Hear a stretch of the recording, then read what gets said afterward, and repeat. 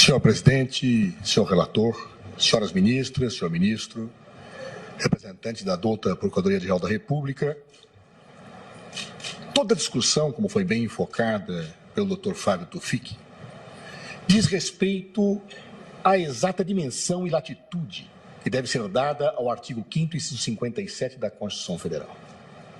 Lá está inserida uma expressão trânsito em julgado, ou sentença que transita em julgado. O significado dessa expressão é indiscutível.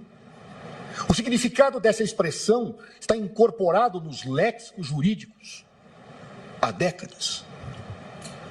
Trânsito em julgado significa sentença que não comporta mais recurso. Significa, na linguagem de Liebman, aquela sentença que gera a definitividade dos seus efeitos erga omnes na perspectiva da sua intangibilidade. Trânsito em julgado, em síntese, significa trânsito em julgado. Podemos gostar ou não gostar disto. Podemos discordar da Constituição. Podemos dizer que ela é retrógrada, que ela é atrasada, mas é o que a Constituição diz. Pode-se utilizar qualquer instrumento hermenêutico, qualquer instrumento exegético, é o que está lá. E é esta Constituição que nós juramos defender. É esta Constituição cidadã que nos garante o Estado de Direito. Por isso, senhores ministros, senhoras ministras, há que se respeitar a Constituição. E a expressão trânsito julgado não foi colocada lá por acaso, senhor presidente. Ela tem uma lógica sistêmica, ela tem uma lógica axiológica. Essa lógica é que esta Constituição cidadã garante, acima de tudo e de todos, a dignidade da pessoa humana e a liberdade. Estes são os valores fundamentais que lá estão colocados e por isso se assegura que aquelas restrições a estes valores só podem ser dadas quando a certeza jurídica alcança o seu grau máximo. E com isso se vincula a competência desta Corte. Somente quando esta Corte não mais puder se pronunciar é que efetivamente se pode cercear esta liberdade. Tenho ouvido, senhores ministros, alguns argumentos com os quais eu quero dialogar. Apregou-se muito um consequencialismo jurídico, que a meu juízo não é aplicável ao direito penal. Mas vamos dialogar. O primeiro argumento que se coloca é que esta decisão acabaria com a violência, com a ilicitude, e que esta decisão eliminaria o sentimento de impunidade. Me permitam dizer, senhores ministros, não com uma autoridade que não tenho, mas com a experiência de quem viveu como titular do Ministério da Justiça mais de 5 anos. O principal problema da ilicitude e do sentimento de impunidade está no nosso sistema prisional. É lá que está. O crime é comandado dali. Lá pessoas entram pequenos delinquentes e saem grandes membros, portentosos membros de organizações criminosas. É lá que está o problema. Nós não temos unidades prisionais, salvo honrosas exceções, que permitem uma mínima possibilidade de recuperação. É entrar lá e destruir vidas. É entrar lá e sair destruído.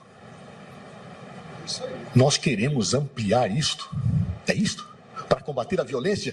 Pois é exatamente assim que nós fornecemos o tônus de sobrevivência das organizações criminosas. É quando nós colocamos pessoas lá, sem qualquer reflexão, e que até poderiam sair mais tarde. E essas pessoas são cooptadas por essas organizações. E saem de lá grandes delinquentes.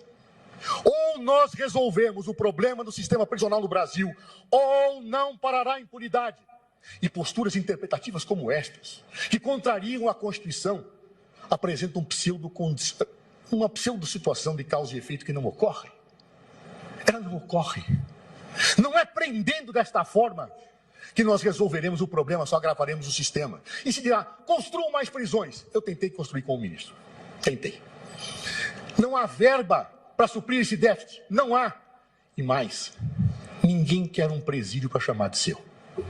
Ninguém quer. Ninguém quer um presídio na sua cidade. Os governadores não querem. Traz desgaste político, o custo é altíssimo. Não tem como resolver esse problema, a não ser enfiar pessoas como gado atrás das grades. Vamos continuar seguindo essa linha? Se fizermos isto, poderemos até ter o aplauso no primeiro momento, porque as pessoas pensam que tudo se resolverá. Estaremos tratando um tumor uma pequena pastilha. Uma pastilha que faz cessar a dor momentânea. Mas estamos agravando e alimentando esse tumor. Não é justo pisotear-se a Constituição cidadã para termos uma política que joga contra a sociedade, que joga contra os seres humanos, que aniquila vidas, porque basta colocar alguém atrás das grades para que essa pessoa nunca mais se recupere, com honrosíssimas exceções. Honrosíssimas exceções. Um outro argumento que tenho ouvido, senhores ministros e senhora ministra, diz respeito aqui, bem, a eficácia disso. Pouco se revê as decisões, Na verdade, as revisões são quase sempre mantidas, porque aqui só se discute questões de fato, de direito, não se discute questões de fato, senhores. O direito penal moderno no Estado de Direito exige a discussão de limites da ação estatal. E é por isso que esta Corte tem um papel fundamental nesta questão, porque é ela que é a guardiã da Constituição. E não pode abdicar dessa prerrogativa. É ela que tem que dizer, em último grau, se o Estado agiu bem ou agiu mal. Estatísticas.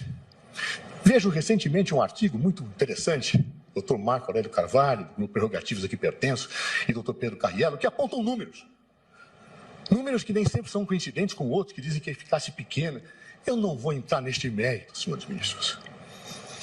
Porque seres humanos não são insumos econômicos. Seres humanos não se medem por estatística.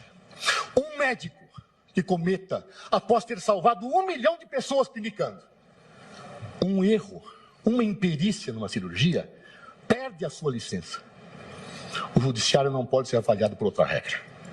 Pode ter prendido muito bem, mas se prende alguém destruindo a sua vida, tem que ser recriminado. E é o que a Constituição quis fazer.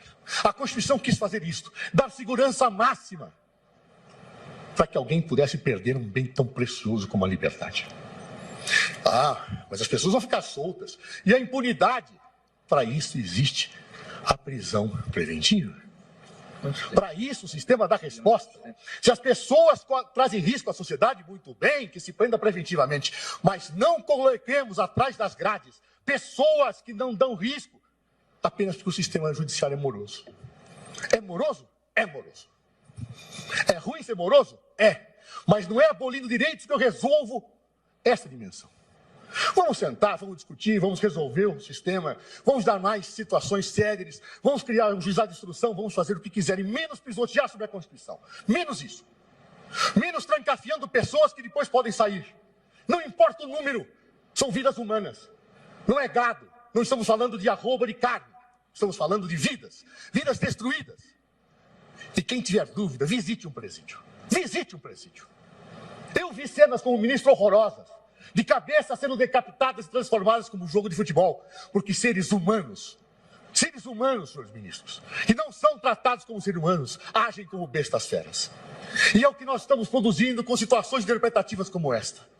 A opinião pública, me desculpe, não se pode confundir opinião pública com senso comum. Opinião pública exige discussão profunda, amadurecida, refletida, discussão de estudos. Hoje, esta resposta é epidérmica. É utilizada com argumentos retóricos sem nenhum estudo. Não se discute o sistema prisional para se discutir essa possibilidade que aqui hoje efetivamente se decide.